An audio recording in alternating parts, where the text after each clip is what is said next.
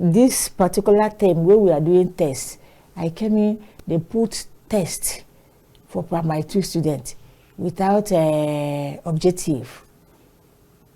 I was even the one that objected. No, these people they're still children and they're still back. Please, can you put objective? Why some of them have answered the question?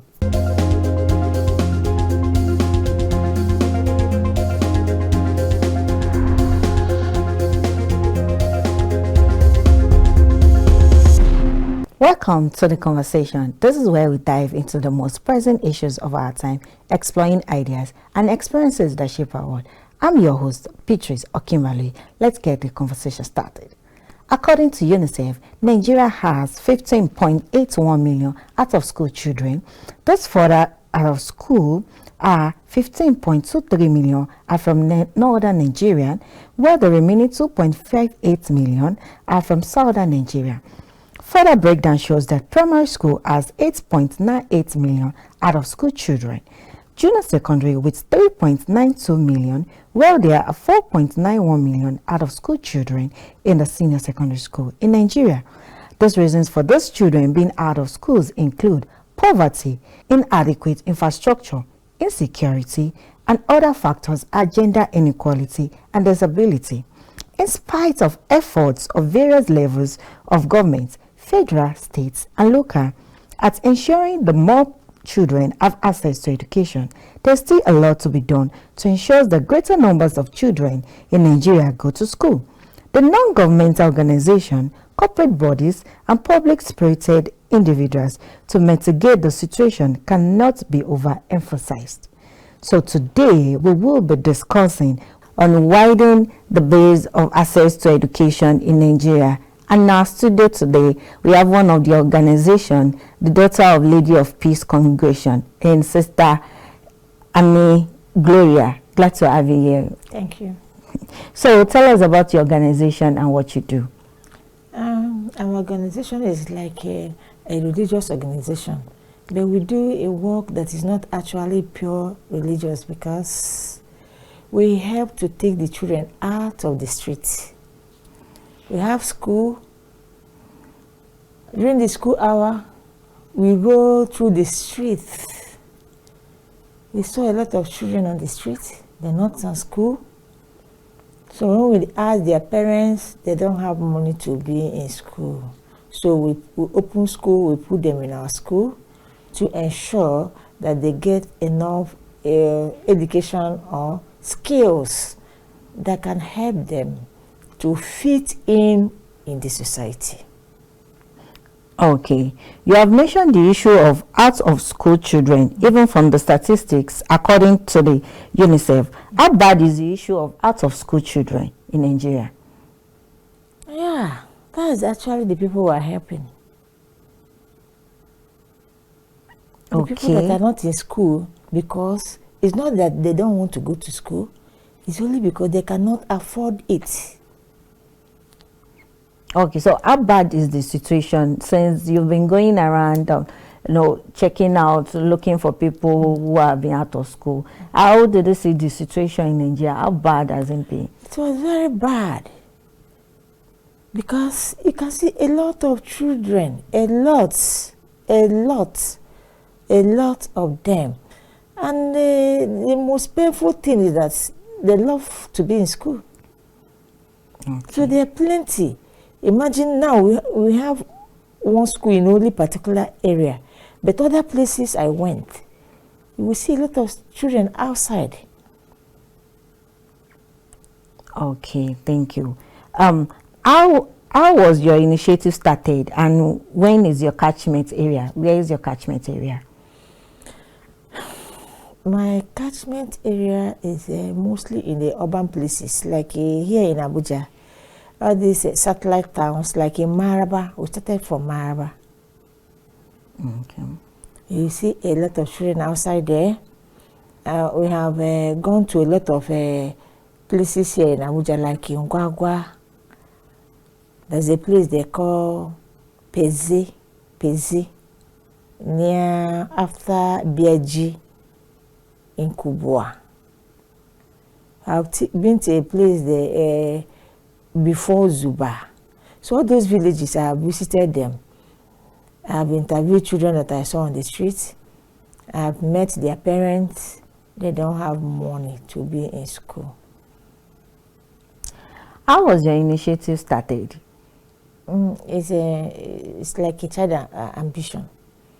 It's like an ambition. It's like something that is, that's in me. So the congregation I am is also what they do. That is their mission, their actual mission they want to do. Okay, so what is your motivation for this initiative? My motivation? What is motivating me is that actually I would like to see a peaceful environment, a serene environment. So if we go to some other countries, it's difficult for you to see children on the road. And because of that, the environment is like calm. It will be difficult for you to see, have all this social violence or something of that nature. Okay, so tell us more about your school in terms of number of children, curriculum, and competency of teachers. Okay. In that school, when we started that school, we have like 64 learners. And they don't pay school fees. Okay. We give them even school uniform free. Sports wear free. Friday wear free. We buy textbooks. We pay the teachers. Everything is free. But after like 4 years, a set graduated from that school. We don't have resources to continue their education like secondary education. So most of them now find themselves back in the streets. Okay. Like now we have like 32 learners. Because last year we did not enroll anybody because of the hardship in the country. The country becomes so hard that people are not even eating. So we found out that those children, they don't eat when they come to school. Then now we introduce giving them food, at least a meal in a day. So we maintain that 32 based on when we get sponsorship. Like this year, we are planning that if we get sponsor, because we have a limited space, we now enroll more. Because many parents, they have been coming, please, can you assist us? Please, can you assist us? Okay, so what is the competence of your teachers? The competent, I supervise the teachers. I also teach. Okay. I also teach. I follow the Nigeria curriculum of education. I did not form my own. You are following the one laid out by the education system of Nigeria. So we make sure we cover our curriculum and other extracurriculum activities we do. Okay. And we maintain high moral standard in the school. That's impressive. What makes your school unique from other private or public schools? Our school is outstanding because in our school, they don't pay because they don't have it. So we are not like a profit-oriented. We are looking for goal-oriented. We love our country. So we want the children of this country, we want them to be learned. We want to help to curtail the high density of immorality and the social violence in Nigeria. So we also inculcate that in our children. Okay. So it make our school outstanding because we don't care whether you have money, and again, we don't care the tribe you are coming from or religion you are coming from. What is important to us is that this is human being and this is a Nigerian.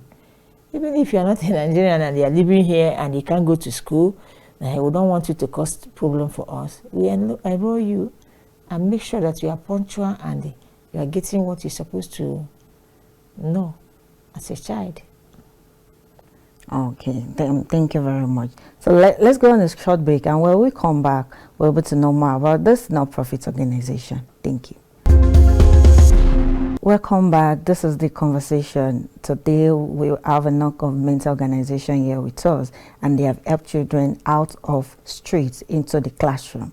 So today, thank you, ma'am, for coming. What makes your school unique and from other schools? Then how did you get your funding? I mean, is there a funding gap? No, actually, I myself went to the streets, to the offices, to the church. I met some individuals. Some people were interested. So I got some people who helped to pay for the space we are using.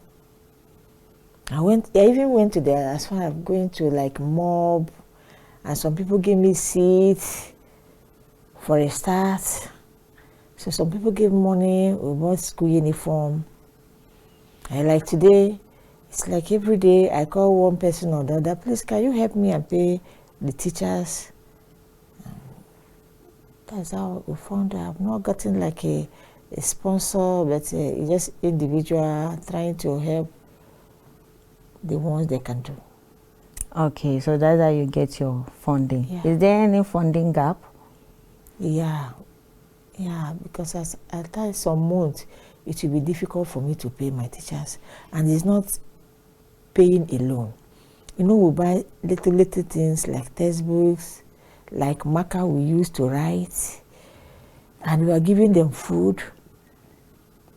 So there's a lot of everyday, sister, this one is not there, sister, this one is not there, sister, the other one is not there, and the space is not enough. We need space because we want to widen our horizon. We want to put like sewing machine, where to bake. You understand? Okay. Because there's even some children who finish secondary school and they're on the streets too. So we want to put them to learn handwork. Okay, ma'am. Yeah. Okay. So what efforts have you made to reach out to groups and individuals that can help and join hands to provide necessary funds? I'm trying my best to put letters in offices, writing like an appeal to offices or to individuals. But most of the times you get no as an answer, or there's no fund. Okay. Oh, so the effort hasn't been encouraging enough? Yes, has not been encouraging.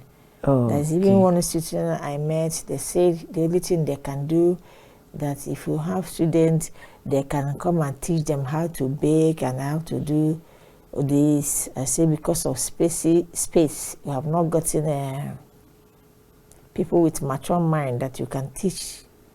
Because for now, we have people like from 4 to 12 years. Okay. Yeah. And even you have space and you have taken secondary school, or people that finish secondary school and they're on the streets, then now we have that matured mind that you can teach them skills, something of that nature. Okay. So how do you want your funding to be like? How do you want your sponsorship to be? My sponsorship must not be exactly money. If you see people who give us a space, like a building. Okay. Currently, do you have a building? No, I paid. Even the landlord is telling me that he wants the house back. So like now we are doing an exam. Next academic year, like that starts from September. Yes. I'm sure that if you have not gotten a space, there will be a problem.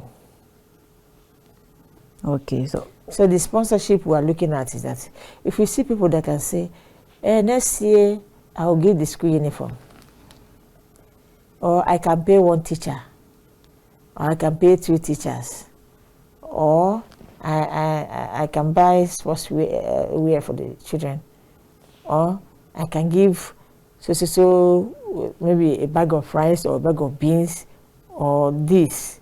You understand?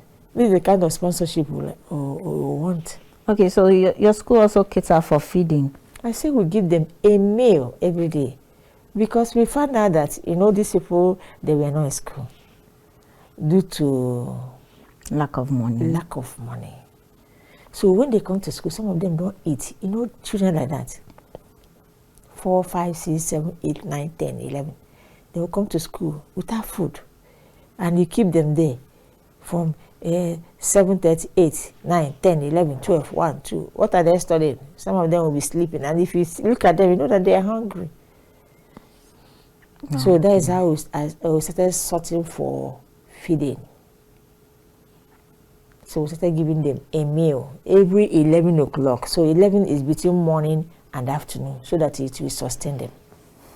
Okay. So your school, are they gender-based or both male and female? Both male and female. Oh, children and adults? Yes.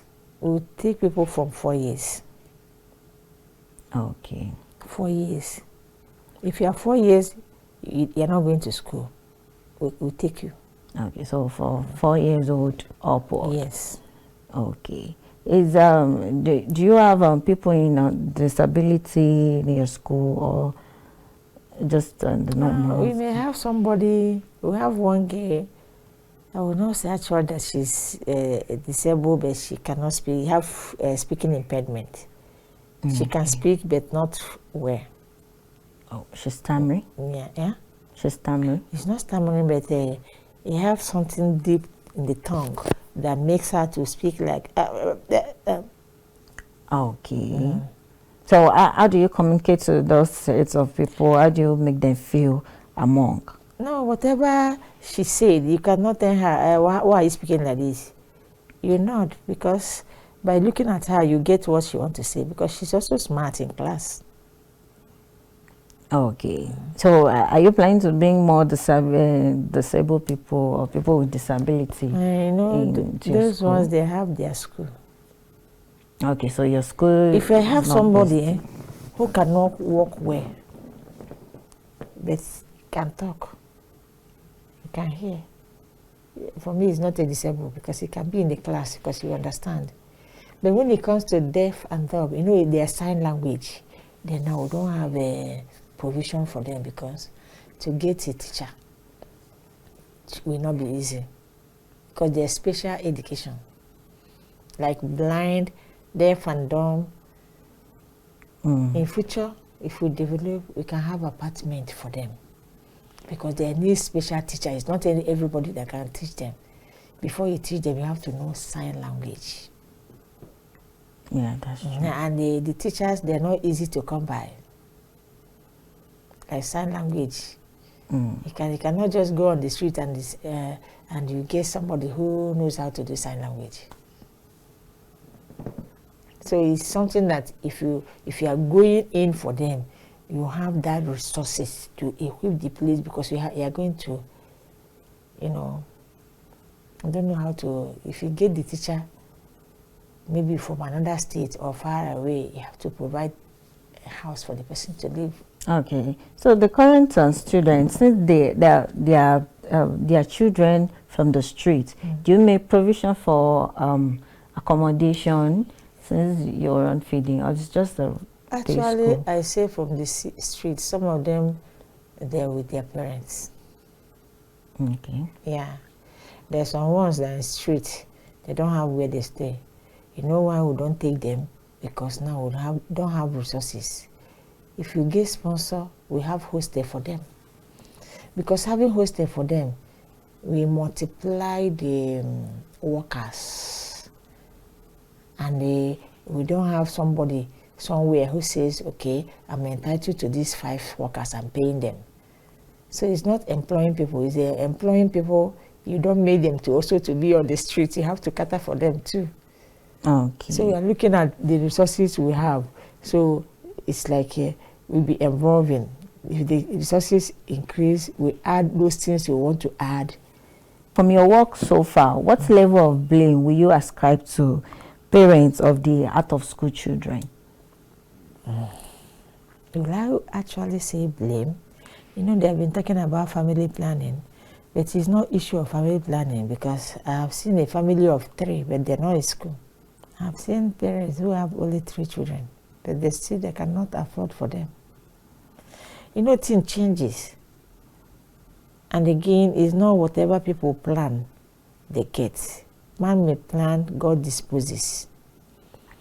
So, if you have given birth to 5 children, and you think you have the resources to cater for them, and things drastically change, and you are not able to afford, you now say, okay, I will train one person, let other ones stay. I don't actually think I have something to blame you about. The only thing I can say is that, please, if it's the younger ones, I'll say, please make sure you do not give birth again. Work on birth control to see to the upkeep of these ones that you have already. If it is those who are just going into this parenthood, I'll say, be careful. If you propose to have like 3 or 4, we are not God, but if you have 2, so that you will be able to make sure that they get whatever their age mate is getting at the right time. So, but those who has happened already, the blaming is not the answer. Okay. So from your work, are the parents willing to educate their children? Honestly, because anybody that's on the street, I make sure say, come and show me your house. Now see the parents, why is this child not in school? And the initial time, I don't tell them that I want to come, and they say, why is this child not in school? Sister, there is no money. The school fees is even at a high price, because everybody increased the tuition fee. Sister, there is no money. So that is why they're at home. That was the only answer I used to get. But do you actually want them to go to school? Why not? I'll be happy in their school. I was even also asked the child, do you like to go to school? Yes, sister, I love to go to school. It's my parents that say they don't have money to pay my school fees. So I did not force anybody. Okay, so the parents are willing to educate their Honestly. children. All right, that's and they're interesting. also happy, self. Okay, so they are also happy with the development that is going happy. on. Okay. Do you think the government is serious or sincere in solving the problem of out-of-school children in Nigeria? Okay. With all what you've seen, no, I know you've met many people, you've seen many people from the streets, you've heard their stories, and you've seen the situations around. So do you think the government is serious of not taking children out of the streets to the classroom? Their question is very good and nice. But my problem here is now, who is the government? Who is actually, will I actually say is the government? Is it the president? Is it the commissioner of education? Is it the minister of FCT? I don't know whom I'm going to say this is the government. Because most of the times, I will say our government, they don't care. They don't care. But at times, I also see that, like what you're asking me, in those days I used to hear they say they built so school for children in the streets. If you go there, you see few building, and I will now ask myself, was somebody actually giving money to do this? You understand? Was somebody actually give money given to somebody, build this school, make sure there's no children in the street? You understand? I don't know whether is it because people are hungry. If you give me the money, I have to take care of myself and my people first, my family, me first, before they work. The only way I can blame government is that when you dish out money to do this particular thing, be sure that the thing is done. Okay. Yeah, if government says, because I know that budget, that even education, even youths, they included in the budget for the year. all these trillion, billion of a budget, they're there too. If you dish out money for the youth of education, and they are passing because you are not, even if you are passing on the air, you are listening to television. Now we have social media everywhere. You are seeing hungers going on the street in form of human being. You are seeing a lot of underage children selling on the street or sitting on the street or committing atrocities. Did you ask yourself as a leader, what is causing this? I thought I put money for education this year. I thought I dish out money for the youth this year. Where is the money being used? Why is all this youth on the street? Why is it that the children on the street, they don't go to school? Where is this money being used? Okay? So because I will not say that there's no money for that. There's money for that, but how the money, how is it being used? You that even give it out and know that the money was there in the budget. Did you ask where? Did you call the person in order and say, this, a lot of youths are ready to fight the government, are ready to do anything good. So where is the money for them? Where did you create for them? Which area? Where did you put the money in order for them to, you know, get work? Because there is a dignity in labor. Yes. Okay. So, what improvements have you seen so far with your organization, the school? What improvements have you seen so far with the children, the out-of-school children, since no, they've started schooling with you? I will tell you that we are wasting a lot of brain outside there. Because we need this improvement to motivate our viewers, not to wait and see. And see, we are wasting a lot of brain outside there. Even me, I teach, I go to class. When I teach these children, I'll be very, very happy and impressed. Because I was wondering, so these children are like this and they are on the street. They're not even not ready to go to school. Their parents are not even, don't know what to do in order for them to be in the school. So had it been we did not start school for these people, some things they even know, so that they will not even know it at all. Because you imagine such children that are not even access to television or toys or this, the extent we have teach them so far. This particular term where we are doing tests, I came in, they put test for primary 2 students without objective. I was even the one that objected. No, these people they're still children and they're still back. Please, can you put objective? Why some of them have answered the question? Oh, that's impressive. I'm telling you. I said, no, put objective. They're just primary 2. I asked primary 3. Primary 3 have finished the question. They know how to read. They have started reading. And I was so impressed that they started learning how to write and read in that school. And now they can read in primary 3. Primary 2, some of them now can read. So imagine the brain we are wasting outside. Now they have known what it means that I want to be a doctor. I want to be a lawyer. I want to be this. I want to see that hope. By giving them that hope. You understand? Imagine if they're not in school at all, they don't know all these things. They don't know all these things. Okay, so education has enlightened them. So, you know, to see different things and various aspects of life. Yeah. Okay. Yeah, then they have known that there's a lot of careers that if you embark on this one, I even ask them who want to be a mechanic. Okay, because they have known that these ones are lower classes, then they want to be in the higher.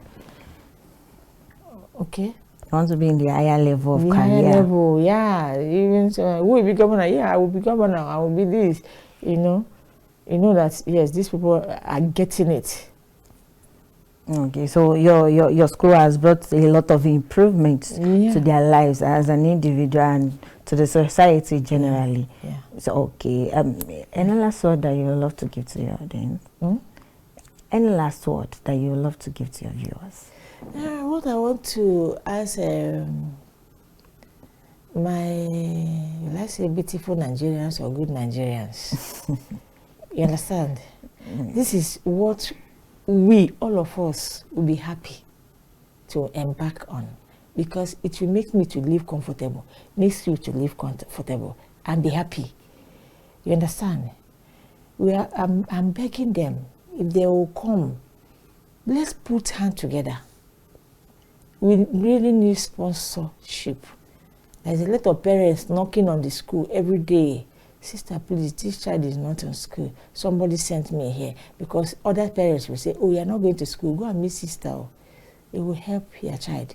Go and meet sister. It will help your child. So, if whatever anybody have to give us, even food item, even house, because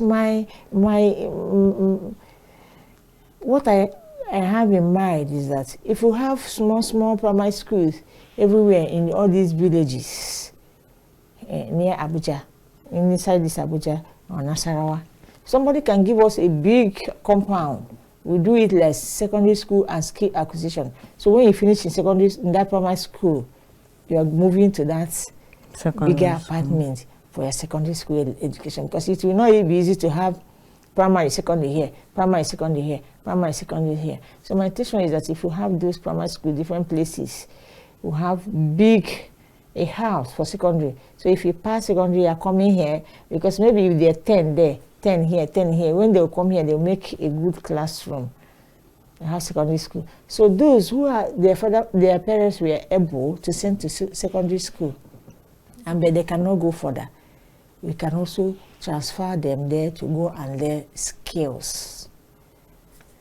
So we are begging good Nigerians that they should come and assist us so that this good work will not stop. Okay. Because we are about to enter, this is a long vac. If we finish holidays now, we are going on long vac. The September will be like a new academic year that we have to enroll a lot of children. Yes, and they increase the teachers. So we need support from Nigerians. Okay. Thank you very much. The organization is open to sponsorship from our fellow Nigerians. And that's all the time that we have here in that conversation. I would love to thank our guests. Thank you for coming, and thank you for sharing your insight and perspective. And to our viewers, thank you for joining the conversation. I will leave you with keep conversing and keep engaging. I am BEATRICE OKINBALOYE. Goodbye.